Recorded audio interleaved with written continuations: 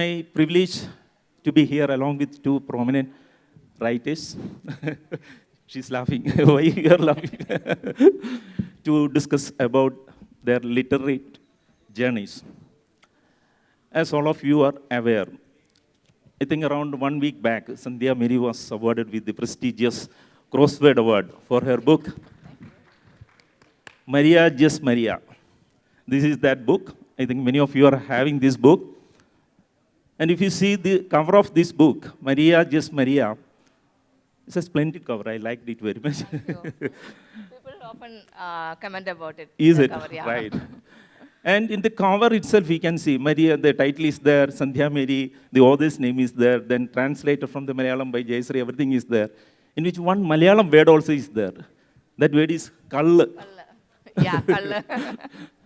Kallu means, I think everybody knows, Kallu means toddy. Yeah. When you consume toddy, what will happen? You will get intoxicated. I would say that this book, what this book does is the same. If you read this book, you will get intoxicated. The character Maria also will make you mad, in a sense. And this book was beautifully translated by Jayasri Kalathil. Yeah. And she's well-known translator. Yeah. And she lives in UK. He rarely comes for such literary fests. And we are fortunate to have her here. Maria, can you please wave your hand so that others can see you? I think it is quite appropriate for us to give a big hand to both Maria as well as Sandhya. Oh, sorry, always I use the word Maria. Sandhya as well as Jayasri for winning this prestigious award. Let us give a big hand. Thank you so much. And in addition to this JCB prize, this book was shortlisted for, Crossword, in addition to the Crossword Award, this book was shortlisted for JCB prize also, and Atagalata also, is it? Yeah. And coming to Sheela Tomy. Sheela Tomy also, this is Sheela Tomy's second book, Do Not Ask the River Her Name. But her debut novel, Valli, that was also shortlisted for JCB prize and Atagalata also. Yeah, is it not? And many other. And the translator of Valli was the same Jayasri Kalathil. I think Jayasri, she has made it a practice to bag all the prestigious awards in India and some awards from abroad also. Congratulations, special congratulations for that, for making Indian literature proud as well as or Malayalam literature proud. Now, I think we'll first talk to Sheela Mary. Shall I start conversation with you? Yes.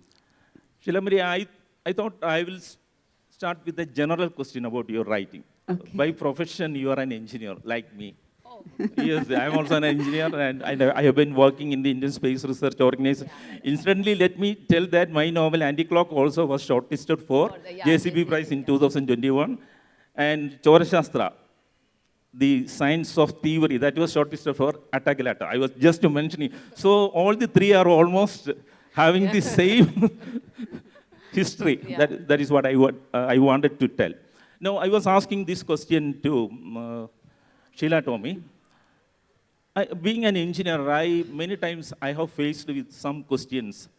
And some people think that, or they have some misconcept that engineering and literature are not compatible. They are both incompatible fields. They always travel parallel like that. And people used to ask me, how you became a writer? This same question, if I ask you, what will be your answer? Yeah. Good morning, everyone. And thank you, BLF team, for selecting our book for this session. And I am very privileged to be here with Sandhya and James, two of the brilliant writers from my regional language, Malayalam. And as James asked, an engineer and scientist turned writer is asking me how the engineering is related with writing or how I became an engineer or writer. Actually, I think creativity is not something related with art or literature and films only. In every walks of life, we need to be creative, to become successful, isn't it? Yeah. And for engineering, I think engineering is the most creative field in the world. It is another language. Just like Malayalam, it is another language. Another language. It has got its own grammar, Yeah. its own way of expressing this. Yeah. And engineers need to be very innovative. We need to design, we need to invent, we need to have, I have some engineer friends of mine here in the audience. And, we must always have the fresh thoughts, innovative thoughts. So I think engineering is related with literature as well in a different way, as you said. And that's what and how I came. How came to the writing field? Because you came late, slightly late. Yeah, I came to writing very late, and I think as Both of you. both I of us. also. My first book was published at the age of 38. Yeah, and mine at the age of 48. 42, I had a selection of short stories published. And my second book, Valli, was published at the age of 48. And, I was a voracious reader in my childhood. I was always found with books. Though I was studying for engineering or I was studying, mathematics, physics, whatever it may be, I was always, with fiction and non-fiction books. And I think the reading, which, made the foundation for my writing, it helped me to develop the language, the style, and also it, inspired me to write, to become a writer. And also, it, even my thought process was developed or modified by my reading of fiction and non-fiction. As Malayalis, we all, right from the childhood, we read a lot of translated works. Not only Malayalam books, we read a lot of translated books from Bengali, Kannada, Tamil, and even from Russian and Latin American languages, right? And so all those books made the writer in me. And after, after completing my degree, and I went abroad, and I was, stuck with my own. My last priority was writing. I didn't think of becoming a writer, but I used to write poems and stories. And in the end, I wanted to, after two of my children are sitting in the audience, after they grew up, I started to think that, I need to express myself. I need to contribute something to, to the society. As James said in his interview yesterday, writing, is the best way to, give something to society. I wanted to write about my land, my people, the people who made me who I am today. And, I started writing about Wayanad, and that became, a novel called Valli, which was beautifully translated by Jayashree Kalathil into English. And the story of Wayanad and my people reached, I think, all over India. And that was the inspiration for me to write my second novel, Aa Nadiyode Peru Chodikirudhu. Do not ask the river her name.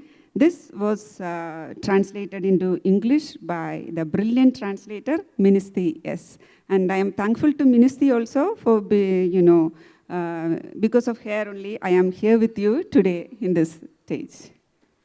Incidentally, let me tell, 4 of my books are translated by Ministry only. Nirishuran, Dattavaharam, Call of the Forest, then Anti-Clock, and the Book of Exodus. Okay, now I'll come back to Sandhya Mary. This time I should not make mistake. Now, I have a question about you, the title of your book. Yeah. In Malayalam, Maria, Verum Maria. Yeah. What a beautiful title. Thank you. Maria, just Maria. And if you take the words Verum or just, these words cannot stand by itself. Yeah. There has to be some other word supporting it to give strength to that. Yeah. And I feel that, or I think that, if you have given some other name to this book, it would have been read in a different manner. Altogether, it Yeah, would be a yeah. different reading. This is some key word which opens the core, which travels to the core or to the soul of the book. What I would like to ask you is, how did you arrive at this particular title? This is the most fitting title. No Yeah. other title Thank will you. be suitable for this book. How did you arrive at this? Actually, I didn't arrive, I was not arriving at this title. I had only this title with in mind.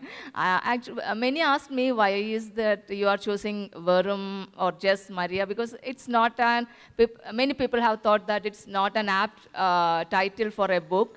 But I was very sure that it is going to be Maria Varum Maria or Maria just Maria, because that Varum or just is the key. That single word involves, talks a lot about the novel Maria, Maria just Maria. Because at the beginning of the novel itself, the novel starts from a psychiatric hospital. At the beginning itself, Maria is, while she's talking, or while she's writing the novel, she's asking who might have invented the notion that time is something that has to be used. Even I wondered that. Why is it that time should be used? Why don't you just go through it? Why, from our childhood itself, we are taught you shouldn't waste even a single moment of your life. I think we should just, flow through the time. So, then little Maria at some point asked, why is it that some people who can answer certain questions at certain point of time is considered bright and in exams? Then they are considered bright people, they pass the exams. Why is it that? So the whole novel is about I won't say not using time, but it's about the notion that you don't have to use time as the society is pointing out to you. You just have to go through it, experience the time that we have on earth. Don't have to be successful. I'm totally against that successful notion also. So that's for me, it's always, the title has always been Maria Varum Maria, Maria just Maria. That's a brilliant answer. And I found that it's the meditation technique also. In meditation, if you see, live in the present. Yes, this is a beautiful Yes, life that in we this have. live in present. You are following that. It's a very good answer, a brilliant answer also. Thank you. And suppose I'm asking the same question to you. With respect to your novel, do not ask the river her name. Yeah. Okay? But while reading the book, I have not seen any prominent presence of a river in your book. Yeah. How come the river in your title? What is the relevance of that river in your title? Can you just brief on that? I will just read out the opening page of the book. Do not ask the trees for their names. Do not ask the valleys who their mother is. From my forehead bursts the sword of light, and from my hand springs the water of the river. All the hearts of the people are my identity. So take away my passport.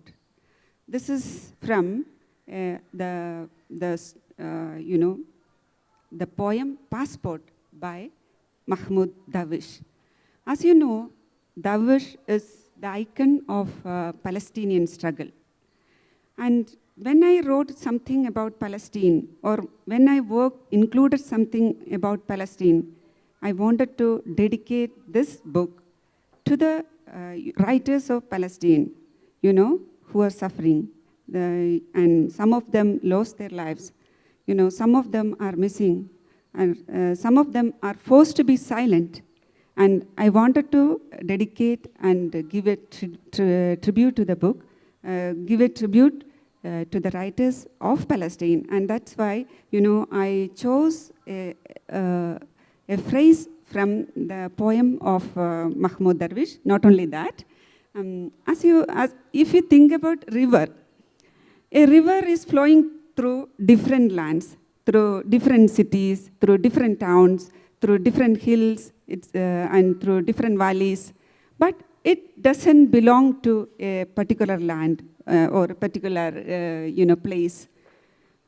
And like the people displaced, they are flowing through the lands, through the towns, through the cities, through distant parts of the world, but they never belong to a particular land, or they don't have a place of their own. They don't have a place of a home of their own. So I thought river is, a metaphor which best suit for the displaced people. And also, even though there is no particular river mentioned inside, always if we talk about Jerusalem or Israel or about Palestine or Jordan, there is a river, the river of Jordan. And river of Jordan is there, and river of Jordan is important.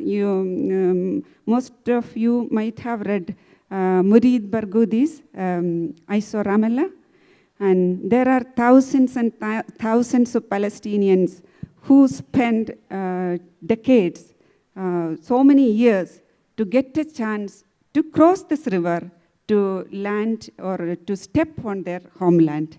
And so I thought this river is a proper metaphor for this. And also, like some people, some of my readers identified this river as the river of sorrows or river of blood. And some other people identified this as, it's the river of love or river of humanity which is flowing through the book. Okay, brilliant answer, of course. And this is the way a writer expresses her solidarity with the people who are dislocated. Yeah, isn't it? This is the only way that we can do something, Right. Mm-hmm. Now over to Sandhya Mary again. I have read your book. First, I have read Malayalam version only. While reading the book, I was a little bit anxious while going through certain situations where you are creating humor using certain colloquial Malayalam words. Yeah. If that particular word is not there, that humor won't work out. So I was very anxious and I was curious how Jayasri is going to deal with such a situation, because she will not be able to find exact or equivalent word which can express the same feeling. But she has brilliantly done it, of course. But I understand that you initially wanted to write it in English, this novel, because you have scribbled something and kept so many books, and it was in English. You wanted to write it in English. Then you switched over to Malayalam language. Again now, Jayasri is translating it into English. In which language you wanted to write it? No, actually, I didn't want to write it in English. Actually, I was writing down notes in English. At that time, I never imagined this that Maria was going to be a literary work, because that was the initial notes were where I wrote it down because I wanted to know how, to what extent that my mind or how crazy I could go. So I was just writing down all my thoughts as not at all as a literary work. So I had the privilege to write in whichever language, whichever form, so that it's not going to be published. So at that time I studied in a local Malayalam medium school. So my English was not that great. Like ours. Like me also. So then I start, after writing down those notes for I took years, because I didn't have any intention to publish it. Then when I read it again, I found out that, okay, this could be a literary work. This is going to be a literary work. But because I think if you have that writing thing inside you, if you are a creative person, anything you write, even if it's notes, will turn out, at the end, it will turn out to be a literary work. So by halfway, I understood that it is going to be a literary work and that it has great prospect. So I decided to make it a proper novel. Then I shifted to Malayalam. Then some parts I translated back to But your Malayalam is very good. Yeah, thank you. So what I was trying to ask you is, In Malayalam, we are using adichu kondiriga Yeah. or dukli. Like that, you are using Dukli. many Actually, very good Dukli words. is a very colloquial, I don't think it is there in... But what was the give and take process between you and Jayasri? Yeah, I think Maria is a very is written in a very very simple language, very I mean the simplest language imaginable. But the problem is that I have used so many of such.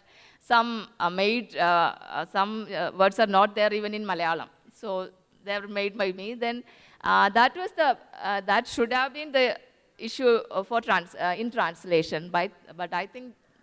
I don't. I'm. But Jayasri is so Jayasri did brilliant. She has managed it very well. Jayasri's I main mean, because issue. she was capturing that tone Yeah. and suitable words she was Yeah, using. she was- That way she she had did to it work extremely really- beautifully.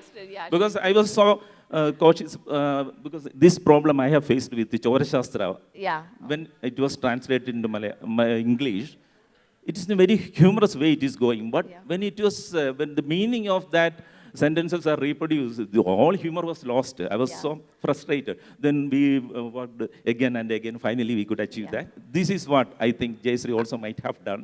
Yeah, but with Jayasri was very sure about, there was nothing, no major disagreement or anything like that. We were on the same page on almost everything. Yeah, there was not at all, nothing.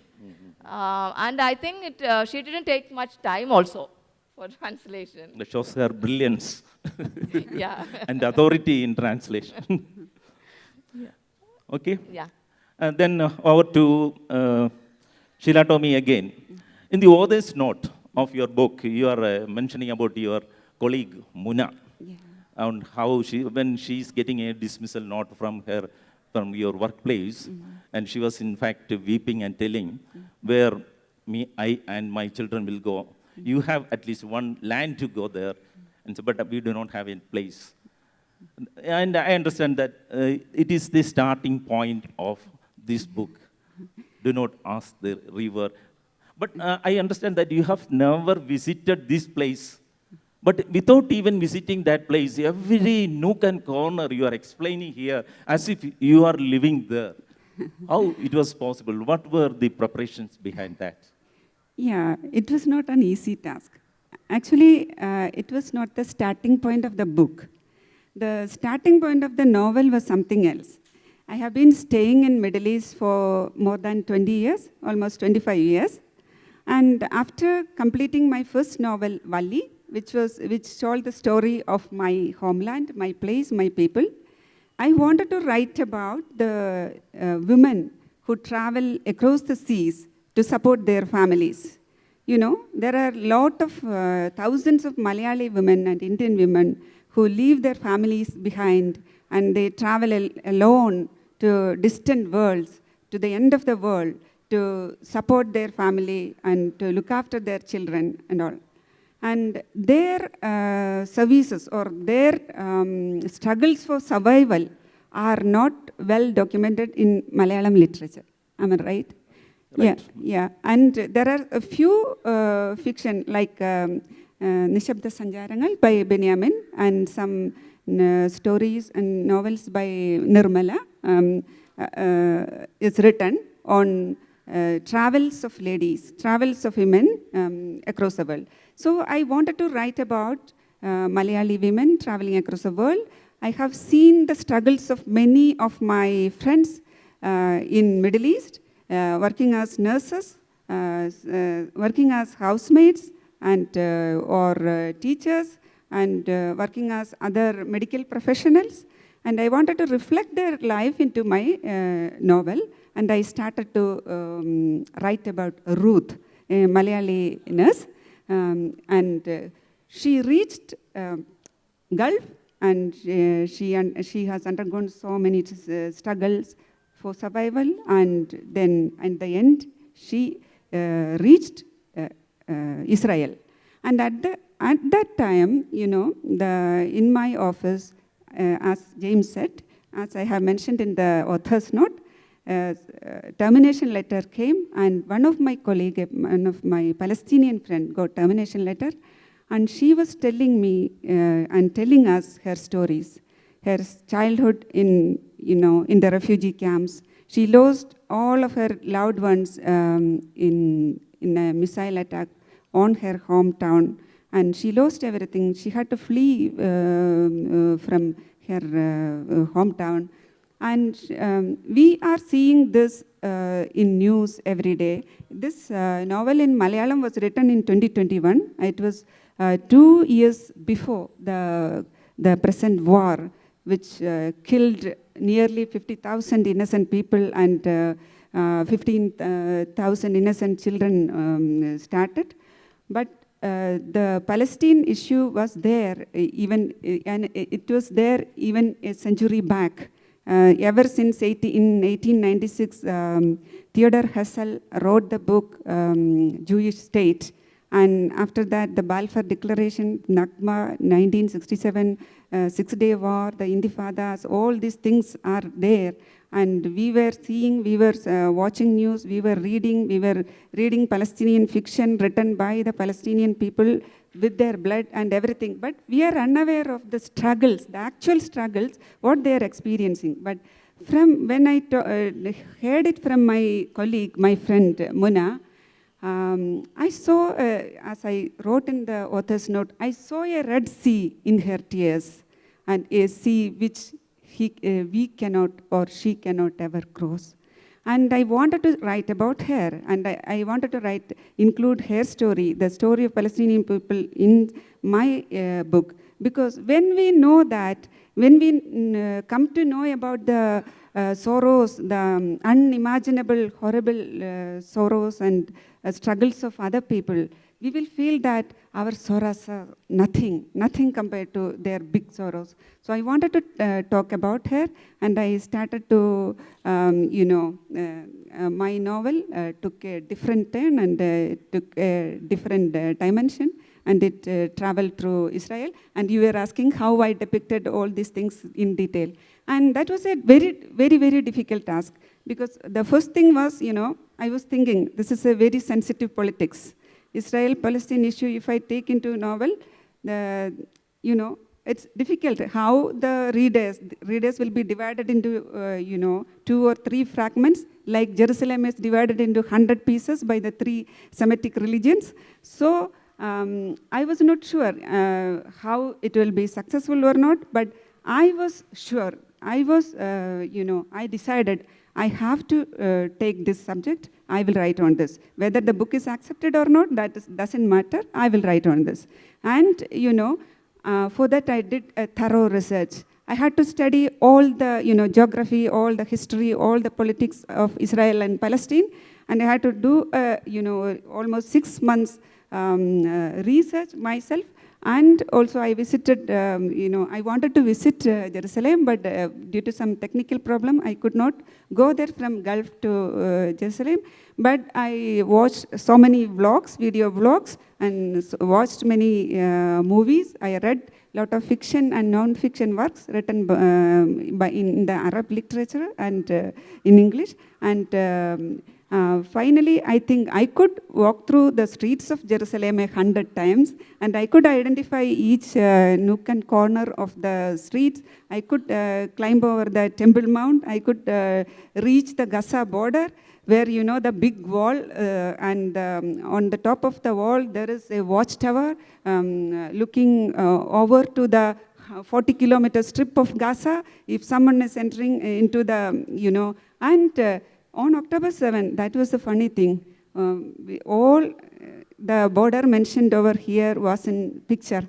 And, I think I could achieve that through hard work only. And when, my translator, Ministry, was saying that when this book in Malayalam reached her, at the time of war, before the war. And when she started reading it, she was watching whatever mentioned in the book is seen on the TV screen. And she was, stuck with and she called me, Sheela, are you watching the news?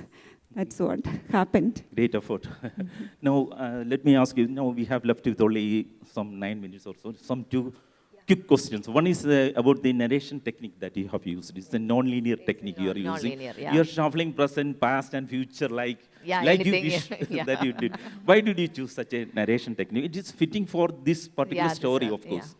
Can you just tell that? Actually, again, I didn't choose the method. It naturally came to me because at the beginning, Maria is there in the psychiatric hospital. She's starting to write the novel. It's some scribbled paper, so that the doctor gives to Arvind. So that is the novel that the readers are going to read. So it's from there that from those notes, the author becomes familiar with the life of Maria, then goes back to her childhood, then comes back, then she becomes the young Maria. And so it was not at all, I didn't choose it, the writing method, it very naturally came to me, this Let me ask you nonlinear. just a funny question, Yeah. or a fictitious question. Yeah. What percentage of Maria is there in In a- Sandhya Mary? Or, Yeah, I or often- otherwise, what percentage of Sandhya Mary is there in Maria? Yeah, I often face that question. Actually, some situations were there in my life. Like I grew up with my grandparents till I was 5. But you can't meet a Chandipati in your life, a talking dog. You can't meet Jesus in your life. You can't meet a Georgi Sada in your life. I don't think any, and my grandfather. Georgis and my grandfather, they are not at all, I mean, they are extremely different kind of people, the opposite, I would even say. So you can't, no, Georgis was there. And also, he never used to tell me stories or just totally opposite of Georgis. So I won't say that that I didn't have any situation or any character in my life like that, but Maria is basically me in the sense that those questions or what she is asking or her thoughts are mine. That is how I see life as a whole. So in that case, Maria is there. Yeah, we are alike, but I am a much more socially adapted version of Maria, I would say. That's good. Funny. Now I think it's time for the audience to interact with these writers. If you have any questions, you can ask them, please. Yeah. First of all, I would like to thank Jayashree, Kadatala and Mincy, like you mentioned, because there are many of us who are from Kerala but not brought up in Kerala. We do not know how to read the language. The only way that now I have to connect with my roots is through translations like these. Wow. Right, Jayashree. So I finished Maria, just Vere Maria. I'm 20% through Valley, so I have 2 questions actually. Yeah. My first question is for you. So there is a magic realism aspect, right? Where Yeah. there's Chandipatti and the Saint George talking to the piece. So I really love that piece. But I feel like the underlying part of Maria, wherein Maria is more of childhood trauma, Yeah. like trying to discover who you are and how your incidents in childhood affect what, you know. So I do feel that that's an underlying thing, but you've not explicitly mentioned it, I feel, somewhere. Yeah, of course. Maria is more, is a combination of magical realism plus humor combined. So I am not expressing anything openly in Maria. All those, there are complex ideas in Maria, there are various politics in Maria, but they are all covered in a blanket of humor. So nothing is openly, is not loud in Maria, so everything is there. There, Yeah. right, okay. So the reader gets that aspect, but I just wanted to clear it up because I hope I'm thinking about it in the correct perspective. Yeah.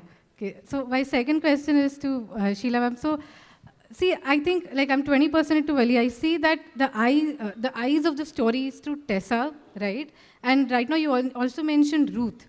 So it's very interesting, right? Because all of these stories are about conflict, be it Wayanad or be it Palestine or the Middle East for that matter. So why choose a third person to tell the story of a conflict that they might not have gotten involved in, or they are looking at it as a third person?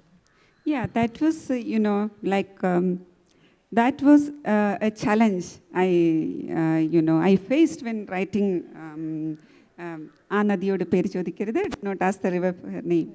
Because a lot of fiction is written, as I mentioned before, by Palestinian people, by themselves. But what is the importance of a novel written by an onlooker?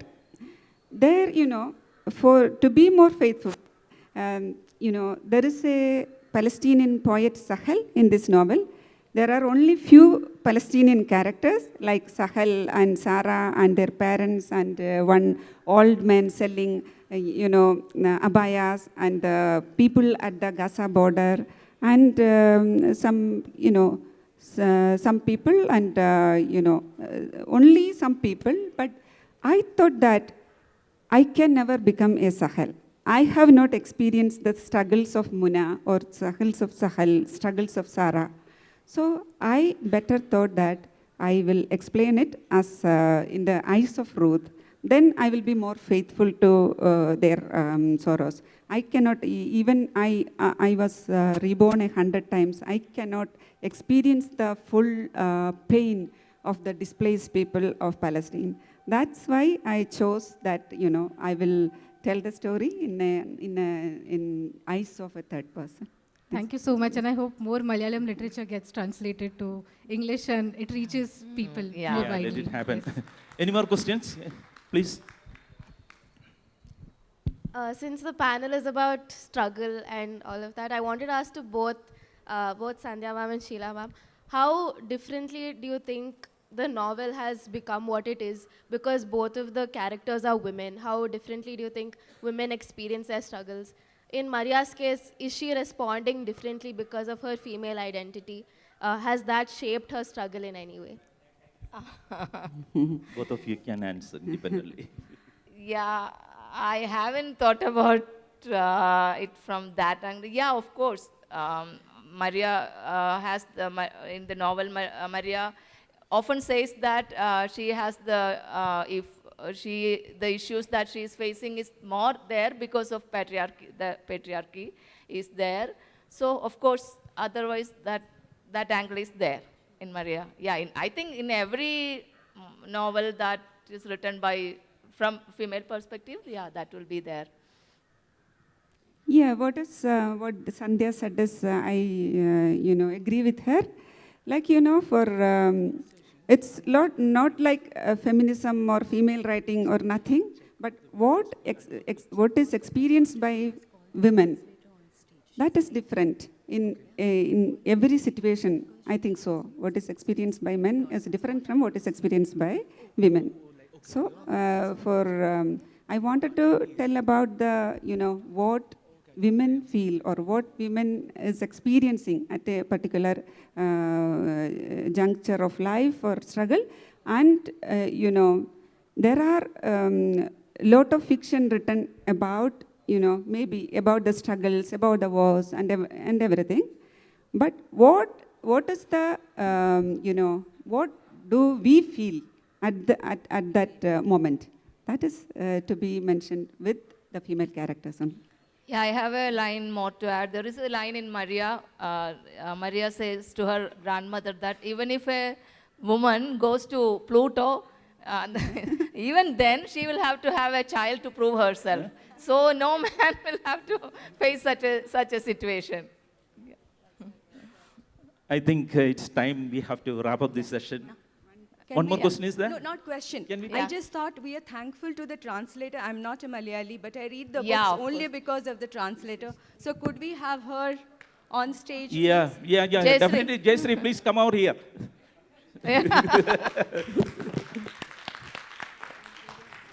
And it's time to wrap up the session. I hope, Jayasree, she was appreciating you for the efforts you have taken. Just one way. It's the panel with the authors. I mean, translators are usually behind the scenes, as you know. So, questions should be addressed to them. Yeah. Oh, Yeah, of course, yeah. I guess, yeah, this is a good thing that when you know two languages, you also have the pleasure of. So people ask me, why are you a translator? Why don't you write your own stuff? One of the things. Some people, they haven't seen the stuff that I already wrote, so they assume that I haven't written my own stuff. Number two is that at the moment, I don't have any stories of my own that I can tell, but I know how to write. So these guys say lovely stories, beautiful stories, complex stories, stories of our time, and I get the chance to write it in a different language. And I think life can't get any better than that. I take this opportunity to thank Ministhi S, who is the translator of many of these Malayalam books. Yeah, thank you all. It was a wonderful session. Thanks.